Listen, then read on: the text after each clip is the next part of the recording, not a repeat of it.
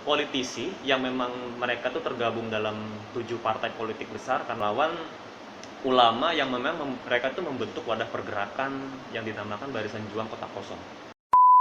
Masih di bidang kebencanaan ya, jadi yaitu bencana kesehatan yang sekarang ini masih terjadi itu pandemi COVID-19. Perhatian pada kolaborasi yang dilakukan antara pemerintah dan swasta gitu.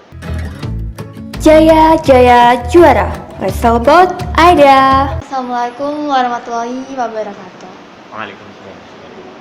Oke, senang sekali pada kesempatan kali ini kami dari tim PKM bisa menyapa teman-teman para juara Universitas Muhammadiyah Jakarta dengan acara baru kami yaitu Bincang Bareng Juara. Nah, pada kesempatan kali ini kami mempunyai 2 bintang tamu. Mungkin ada yang bisa nebak. Oke, untuk para bintang tamu bisa silakan diri untuk perkenalan diri. Halo, kenalkan nama saya Satriman Prasetyo. Saya dari Prodi Ilmu Pemerintahan.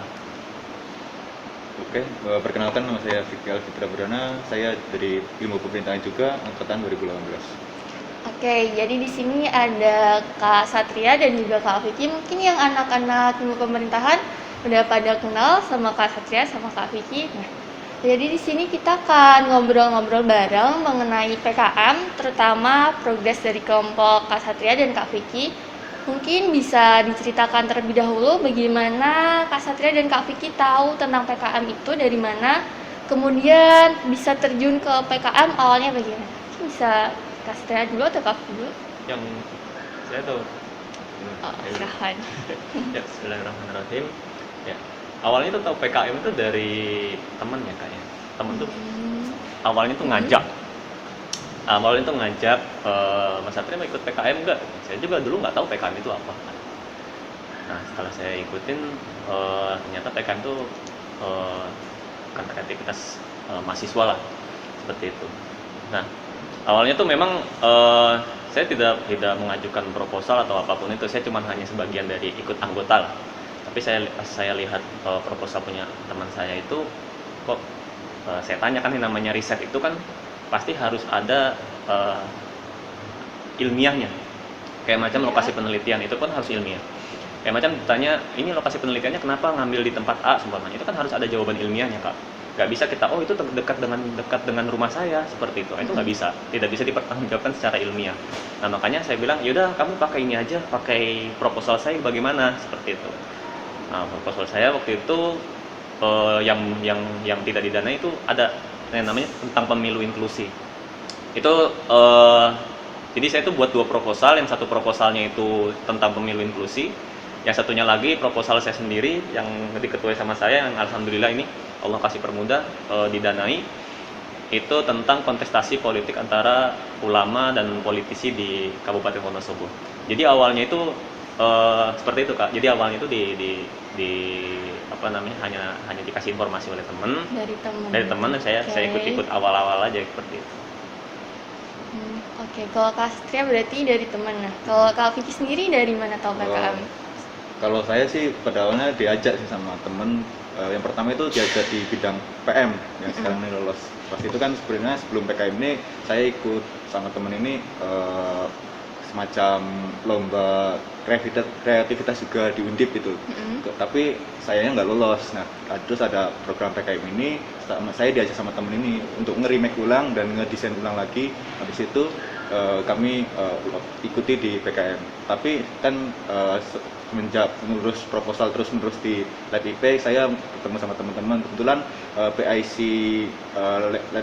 IP juga itu kan agak kenal gitu ya, Mas Akir itu. Jadi saya kebetulan juga itu Mas Akir dosen matkul saya dulu yang kualitatif. Jadi sama beliau saya didorong untuk ikut PKM yang riset ini karena menurut beliau judul pas tugas akhir matkul itu dibilang menarik gitu.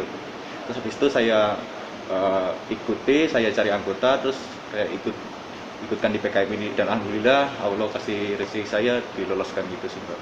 Oke, jadi Kak Satria sama Kak Vicky ini tahu PKM dari teman dan diajak kalau berminat.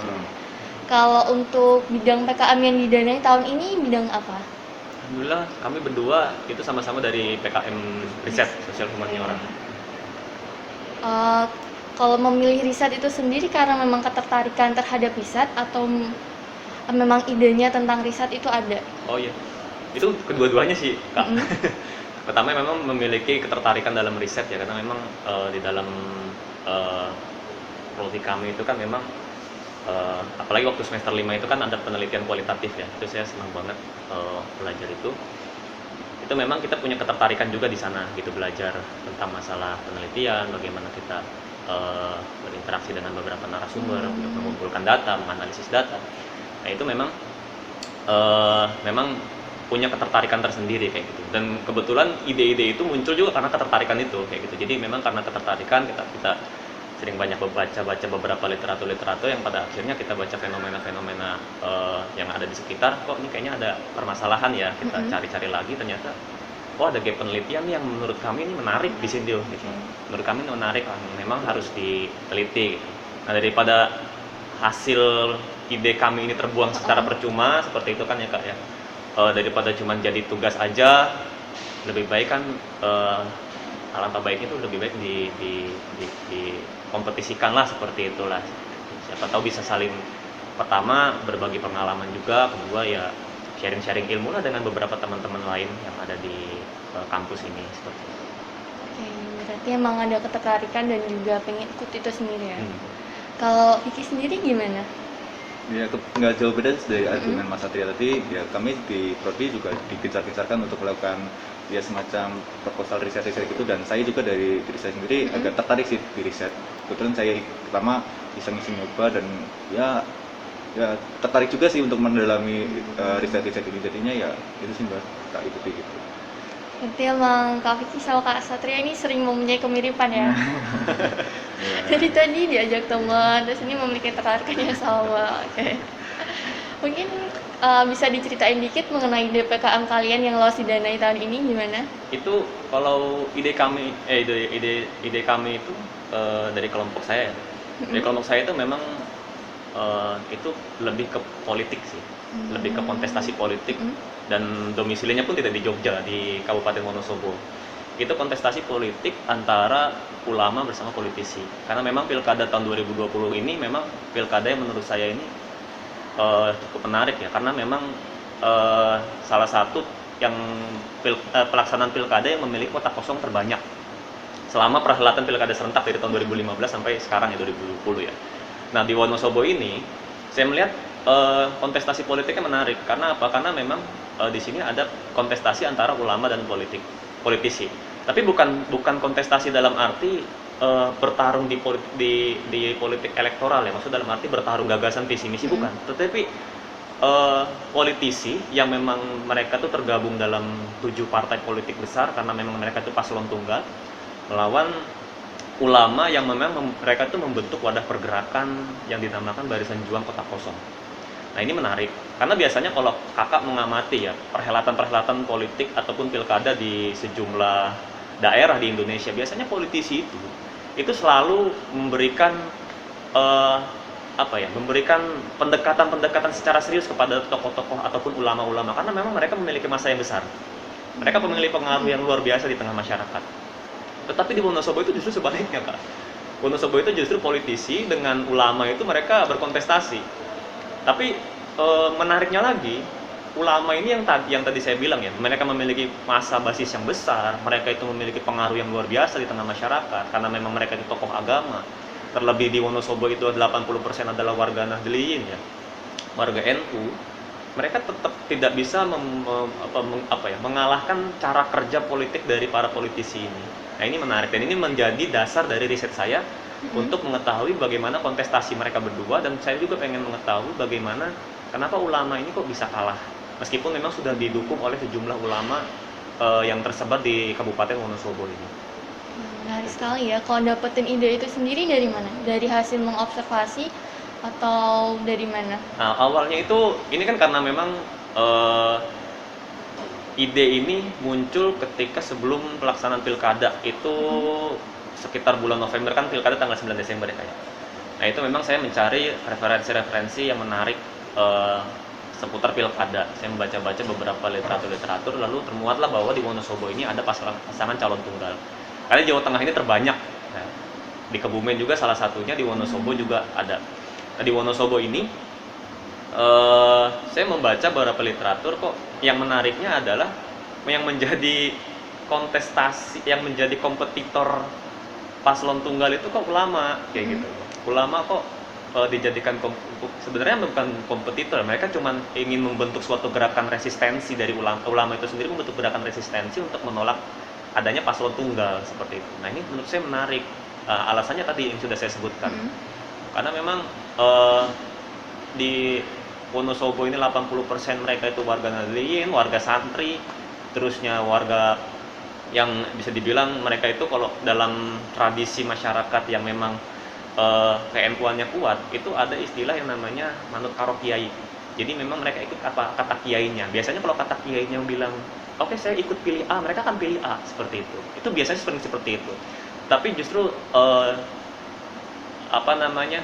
di Wonosobo ini malah justru kan politisi sama ulama ini berkompetisi memperebutkan tujuannya mereka masing-masing, tetapi meskipun sudah didukung tadi ya sejumlah ulama, massa yang banyak juga masih belum bisa menandingi cara kerja politik dari politisi ini. Ini yang menarik menurut saya untuk diteliti lebih lanjut lagi, lebih dalam.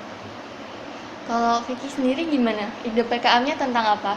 Kalau saya sendiri sih di bidang kebencanaan ya, jadi yaitu bencana kesehatan yang sekarang ini masih terjadi, itu pandemi COVID-19 yang mana menurut kami ini krusial sekali. Terlebih lagi kan di Jogja ini merupakan, Jogja kan kota wisata dan kota pelajar gitu ya, yang mana kita tahu sendiri banyak sekali pendatang yang semakin hari itu semakin banyak datang ke Jogja, yang mana ini akan nantinya memperparah keadaan lonjakan kasus di Jogja ini. Ya lebih kan pemerintah seperti yang kita ketahui tidak bisa menanggulangi bencana yang super kompleks ini sendirian. Terlebih Jogja yang wilayah luas dan penduduknya banyak ini menjadikan pemerintah perlu adanya uluran tangan dari swasta gitu. Yang inilah menjadi topik inti dari pembahasan kami, yaitu menitik beratkan pada kolaborasi yang dilakukan antara pemerintah dan swasta gitu. Kita tahu sendiri swasta di Jogja ini sangat banyak, yaitu ada Muhammadiyah dan lain-lain gitu. Dan fokus kami sendiri ada di swastanya, yaitu MCCC, yaitu lembaga pusat pengendali COVID milik Muhammadiyah, dan dari pemerintahnya itu dari BPBD. Dan kami menilik bagaimana sih antara kolaborasi yang digerakkan dua instansi ini terhadap fluktuasi perkembangan COVID-19 di Jogja ini. Ya itu tadi, karena menurut kami semakin hari juga semakin banyak pendatang karena mungkin adanya efek kelonggaran dari peraturan yang ada, dan membuat masyarakat sudah agak sudah terlalu kenyang akan ditahan-tahan terus, jadinya banyak masyarakat yang sudah mencari-cari akal-akalan untuk untuk keluar masuk kota dengan enak gitu. Sehingga nantinya kami juga akan menilik bagaimana sih peran dari dua institusi ini terhadap edukasi masyarakat agar nantinya virus COVID ini terkendali seperti itu. Menarik sekali juga ya idenya, sama-sama menarik. Kalau dari Kak Vicky sendiri mendapatkan ide tersebut dari mana? Kebetulan saya kan aktif di kerelawanan gitu ya, dan saya juga tertarik di bidang kebencanaan, dan saya baca-baca literatur review kok menarik ini terkait dengan COVID ini, karena ya itu tadi terkait kompleksnya permasalahan dan masih hangat-hangatnya juga yang masih terjadi ini ya, sehingga kenapa enggak kalau kita bahas gitu sih. Nah, kalau di PKM itu sendiri kan tidak hanya terbentuknya ide ya, bagaimana cara mengeksekusi ide tersebut dan juga awal membentuk tim. Bisa diceritain dikit dong gimana sih terbentuknya tim kalian tuh? Nggak menjadi kelompok PKM, mungkin jadi Kak Satria dulu. Iya, karena saya tadi udah aku jelasin pertama. Jadi kan kita ini buat dua proposal. Yang pertama itu kan proposal topiknya tentang kepemiluan, pemilu inklusi, yang kedua tentang kontestasi ulama. Nah, dari kedua proposal yang kita ajukan ini itu keanggotaannya sebenarnya sama aja. Itu aja. Sama. Kalau yang pemilu inklusi itu memang itu dari proposal saya. Tetapi keanggotaannya itu saya hanya sebagai anggota yang diketuai oleh teman saya. Jadi kita tuh ada 4 anggota. Namanya tuh saya, Mas Nabil, Arofli sama Mbak Nana. Itu dari Fakultas Hukum. Keduanya dari prodi IP. masuk Saiful BP. Nah, ketika saya mengajukan proposal yang baru dan alhamdulillah keterima, yang pada akhirnya didanai ini, yang kontestasi politik ulama dan santri ini, politik ulama dan politisi ini, itu cuman di rolling aja Kak. Jadi saya ketuanya, anggotanya itu tetap sama, sama. Jadi hanya di rolling, itu terbentuknya anggotanya di situ. Selesai. Dari ide yang udah pakai terus akhirnya ada anggota lagi nih, terus di rolling aja. Cuma di rolling aja, gitu aja. Kalau kelompoknya Kak Vicky gimana? Hampir sama lagi sama dengan juga. kelompoknya Mas Satria, jadi di kami juga ada rolling-rolling gitu loh. Kalau misal di kelompok saya ikut di kelompok lain, nanti saya bikin kelompok, yang kelompok lain juga ikut kelompok saya gitu. Tapi kan di PKM ini ada terbatas maksimal 3 kelompok gitu ya. Iya, kalau ketua. Kan. Nah, jadi nanti kalau misal udah ada 3 ya kami cari kelompok lain yang belum ikut sampai 3 itu. Jadi intinya ya saling backup gitu sih untuk masalah administrasinya gitu. Ini dua orang menarik sekali ya, mahasiswa yang ikut PKM-nya nggak cuma hanya satu tapi punya banyak ide. Oke, kalau progres dari pembentukan tim tadi hingga lolos didanain. Nah, aku penasaran nih gimana sih progres dari PKM yang telah kalian lakukan ini sampai di tahap pendanaan ini? Dari awal ya Kak ya? Progres yang udah dicapai nih. Sampai sekarang. Sampai sekarang. Sampai sekarang. Yang pas sudah didanai ya? Udah didanai. Udah didanai ya. Progresnya sampai mana? Ya alhamdulillah, karena memang kemarin itu kan ada dana talangan dulu lah dari dosen pembimbing kami. Jadi kami bisa melakukan penelitian awal ke lapangan. Sebenarnya kita nih udah melakukan koordinasi itu jauh-jauh hari ya Kak ya. Setelah pendanaan itu sekitar bulan Mei itu. Setelah pendanaan kita libur lebaran seminggu. Setelah itu kita kumpul di lab bersama para ketua yang lainnya. Itu kita langsung koordinasi dengan beberapa anggota dan dengan dosen pembimbing. Mulai dari itu kan kita kan dana pengajuan yang memang diajukan ke Dikti itu kan memang tidak sesuai dengan apa yang dicairkan kan. Jadi kita harus mengubah kembali RAB-nya. Rubah RAB, terusnya kita juga harus reschedule kembali karena memang harus disesuaikan dengan jadwal yang ada di Dikti sampai nanti Monef PKP 2 nanti bulan Agustus seperti itu. Jadi kita memang harus benar-benar mereschedule gitu. Karena ini kan jadwalnya padat banget, sedangkan kita itu juga punya target ya Kak ya. Kalau dari PKM LSM sendiri itu kan kita punya target berupa kita juga pengen publikasi. Kita juga ingin publikasi jurnal yang terakreditasi. Kita juga mengharapkan adanya seminar nasional. Kita juga mengharapkan bisa juga ikut dipublikasi di media massa seperti itu. Nah, itu kan berupa luaran-luaran dan itu kan memang harus dischedulekan kembali, harus dikegiatan kembali. Jadwal yang singkat ini ya kita harus benar-benar kerja keras, kerja ekstra. Alhamdulillah sih kemarin waktu tanggal 1 Juni itu kita udah melakukan penelitian ke lapangan. Gitu. Dan ke lapangan tentunya dengan protokol kesehatan kita rapid terlebih dahulu, kita menggunakan prokes ketika wawancara seperti itu, dan kita juga blended dalam menghubungi narasumber, baik itu wawancara secara offline maupun online. Kalau yang offline kayak ke kiainya itu kan memang ada keterbatasan dalam penggunaan teknologi, jadi kita memang harus datang ke kiainya secara offline langsung seperti itu. Tapi kalau untuk yang ke politisi ini kan mereka kan sudah kenal lah dengan teknologi, sudah bisa paham cara mengoperasionalkan Google Zoom, jadi kita cuma cukup melalui dari Google Zoom aja seperti itu. Selesai dari itu kita ada dua hari di Wonosobo melakukan penelitian dengan sejumlah narasumber, baik itu tadi kiai, politisi, KPU, dengan beberapa narasumber yang memang mendukung data kami. Selesai dari situ kita langsung reduksi data, analisis data, lalu langsung memulai penulisan hasil dan pembahasan. Atau kalaupun nanti ada data tambahan, nanti kita bakal melakukannya melalui online seperti itu Kak.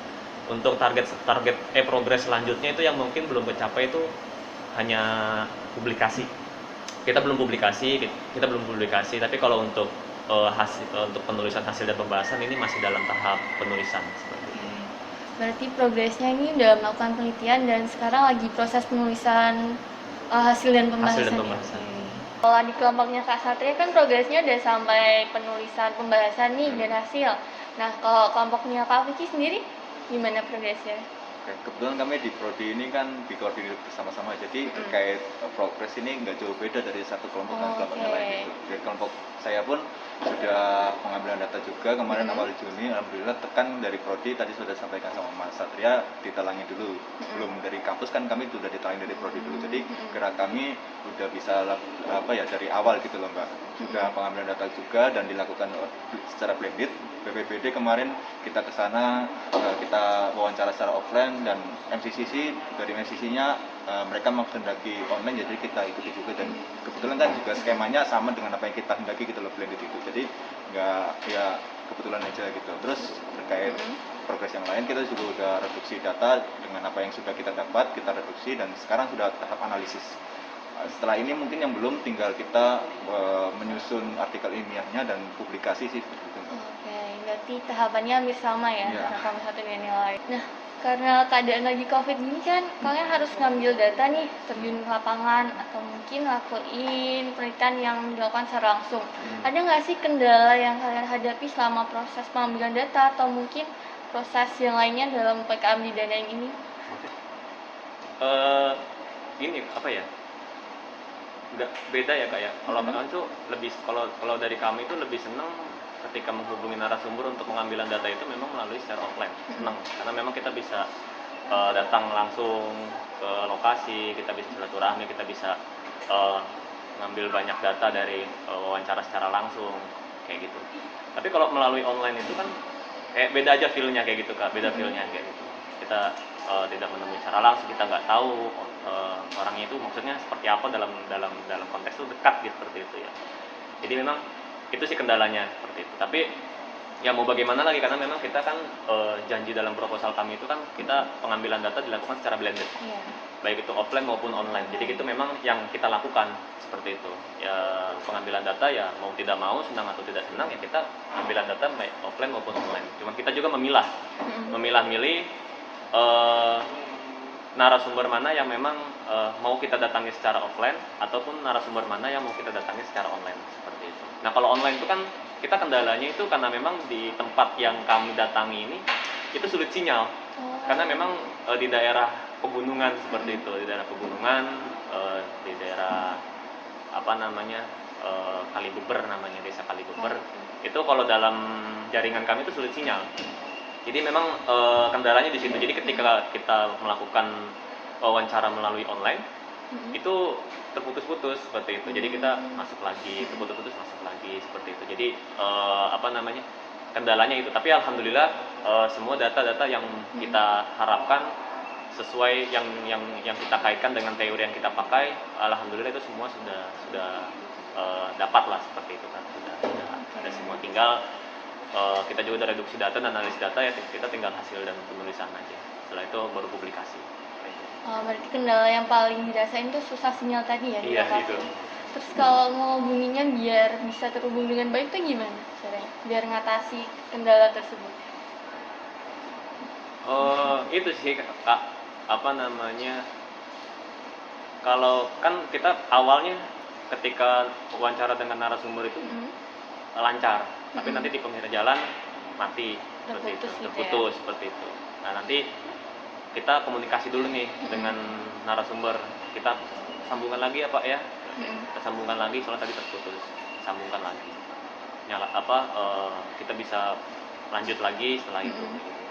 Jadi memang jaringannya cuman kadang terputusnya tuh kadang suaranya aja nggak jelas, tuh kadang kayak lift sendiri gitu kak, kayak lift sendiri kayak gitu. Entah itu pak kayak apa yang narasumbernya gitu yang lift sendiri, atau narasumbernya suaranya nggak jelas seperti itu.